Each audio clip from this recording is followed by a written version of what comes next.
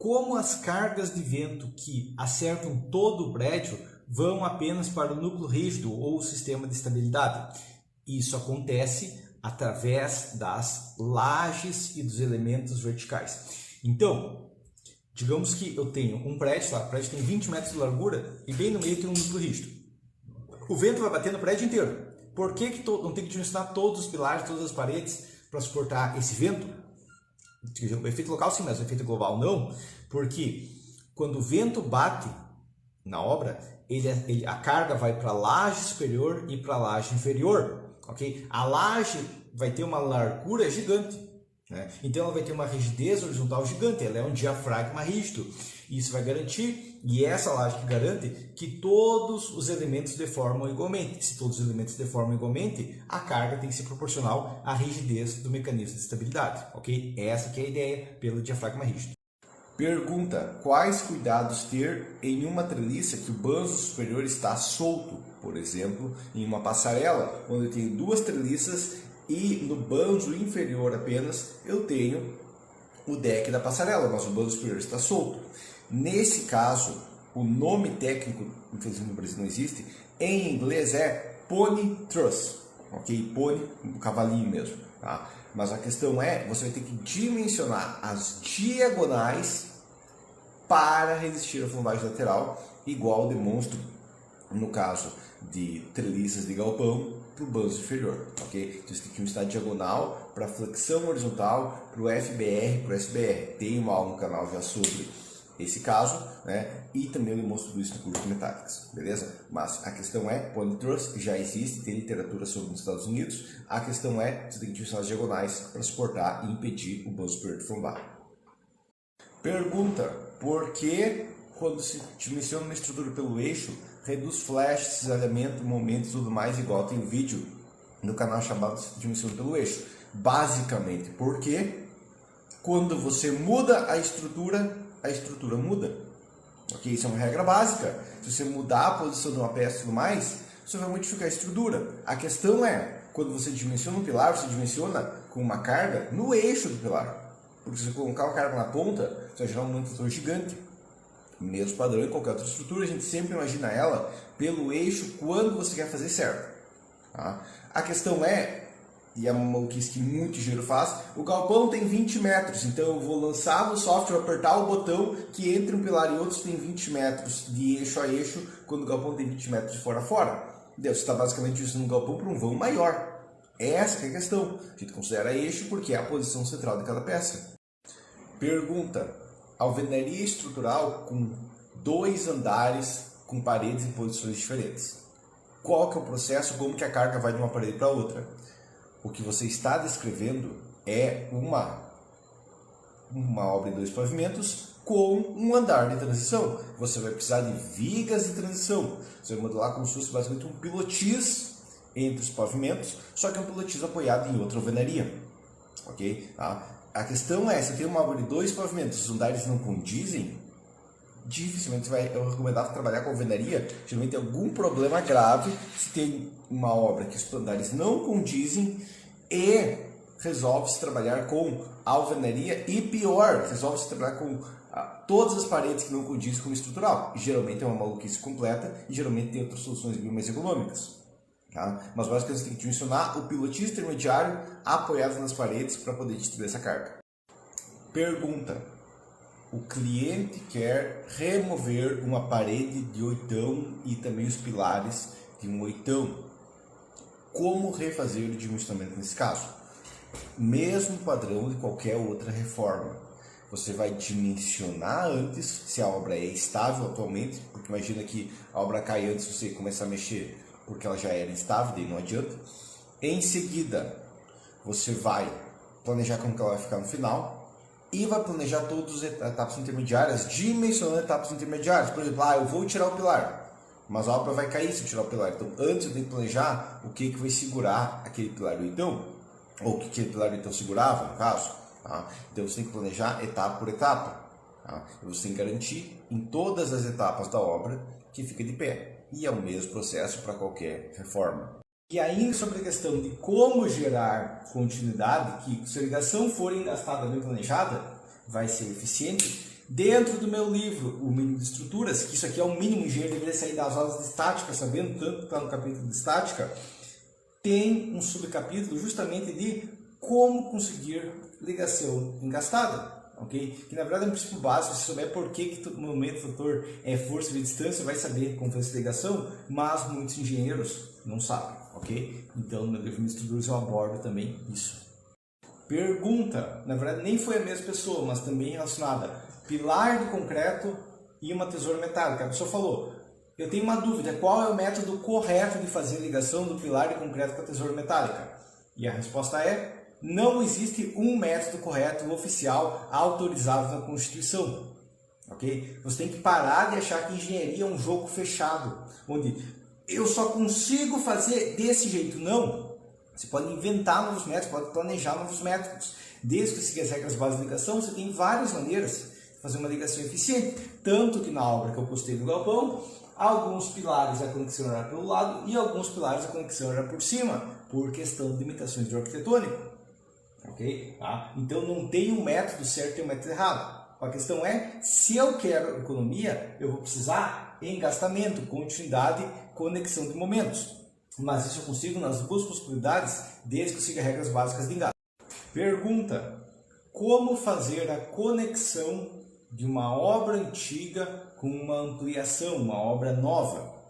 E a regra base é, igual eu falo naqueles 2 vídeos do canal, sobre como fazer uma junta e como não fazer uma junta entre obras antigas e obras novas. O jeito mais fácil, lógico, eficiente e simples, que menos vai gerar problema e que é mais recomendado, é que você não junte essas obras. Deixa uma folga e faz uma junta de dilatação, igual eu falo no vídeo.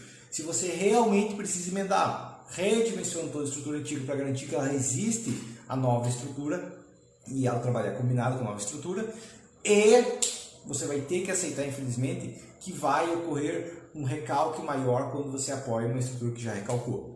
Okay? E muitas vezes vai gerar patologias na alvenaria, vai ter que refazer essa alvenaria, se for uma obra de alvenaria, claro. Tá? Mas com base, obras separadas é o ideal. Pergunta, quantos quilos por metro quadrado de aço em um galpão seria a média e quantos seriam econômicos? Primeira questão é, quanto que é a média? Pouco importa, porque eu quero sempre o mínimo para o meu cliente. Okay? Recentemente eu estava fazendo um projeto de um galpão de 45 metros, também para o Proenco, que é o que eu postei dos 40 metros que vão ali, tá? E eu olhei a taxa de aço e pensei, não é possível, está errado, está muito baixo. Tá? Mas realmente era um galpão que fazia sentido, porque eu tinha liberdade geométrica e eu apliquei tudo lá da regra de grandes vãos para economizar a taxa de aço. Okay? E realmente eu consegui uma taxa de aço bem baixa, que muitas vezes não consegue nem um galpão de 20 metros.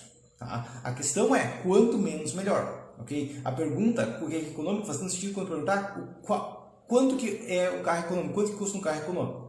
Depende de quem está comprando, depende das expectativas, não tem um valor fixo, o objetivo é sempre o mínimo.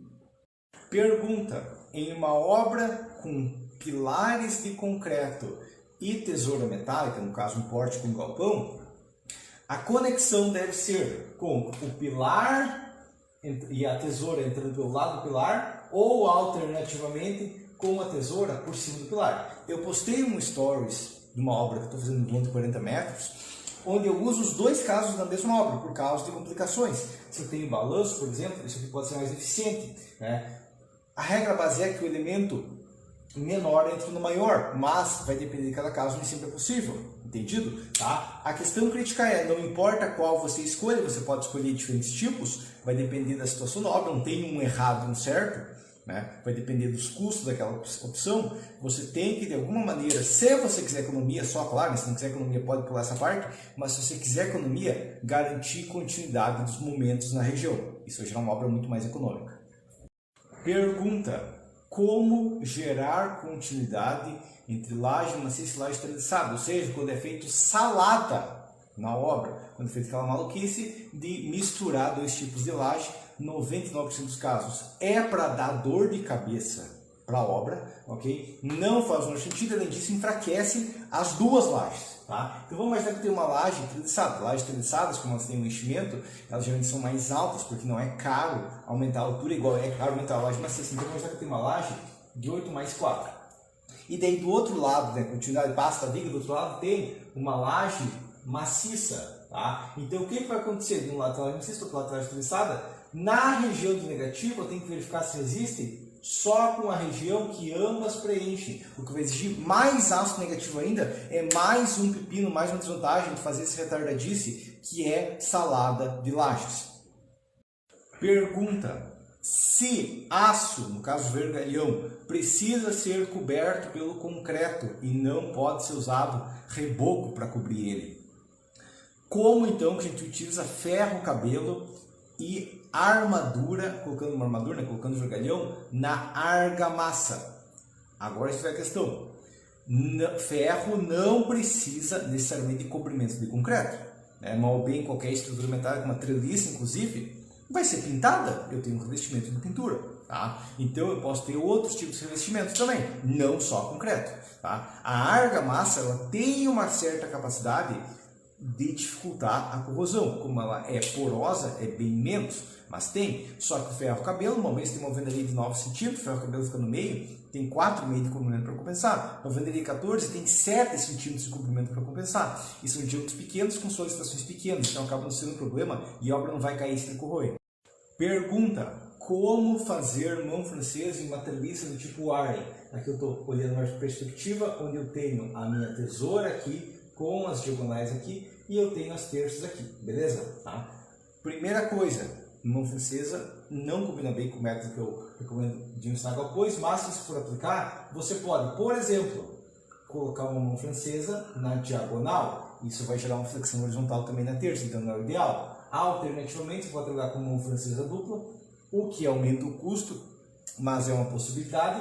E claro, vamos lembrar que a mão francesa tem que ser para o outro lado. Então, onde eu for fazer mão francesa, claro, se eu for fazer todos os vãos, tem todos os vãos, eu posso colocar um montante. Tá? Eu ainda vou ter a menor deformação da treliça de Warren nesse caso, porém, eu vou ter o problema que eu vou gastar os montantes igualmente. Tá? Então eu perco a economia se eu for fazer assim. Se a terça economizar mais aço que está gastando, pode compensar. Tá? Mas geralmente isso aqui não utiliza em Warren. Pergunta: pretende lançar o módulo de pontes curvas? Eu estou gravando atualmente os módulos de pontes que vão ser adicionados nos cursos avançados. Okay? Então se você já adquiriu um curso avançado, você vai ganhar ele, bônus assim que eu lançar ele. Okay? E eu vou abordar também pontes curvas. Lembrando que pontes curvas é uma questão especial de pontes. Okay? 90% das pontes são retas. Uma ponte reta faz muito mais que 90%, na verdade. Uma ponte reta é muito mais lógica. Ponte curva é um caso especial, que requer uma estrutura bem mais pesada, mas que permite fazer uma curva. Okay? Tá? Eu vou ter aula também sobre esse tipo de ponte curva, mas realmente é uma questão de nicho. Situações usuais, você não vai pegar pontes curvas, não sei que tem um arquiteto muito maluco que tem muita autoridade para querer fazer o que quiser de ponte e todo mundo aceita. Pergunta: por que o diâmetro mínimo de armadura de pilar é de 10 mm? Armadura vertical, né? Os estribos podem ser de 5 mm tranquilamente.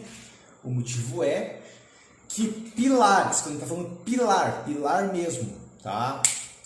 Geralmente vai ter uma armadura até maior do que isso. Tá? Mas a questão é, a norma foi feita, planejada para prédios. A ideia de fazer um projeto estrutural de uma casa, de um sobrado, é uma ideia nova. 30, 40 anos atrás eles não faziam isso.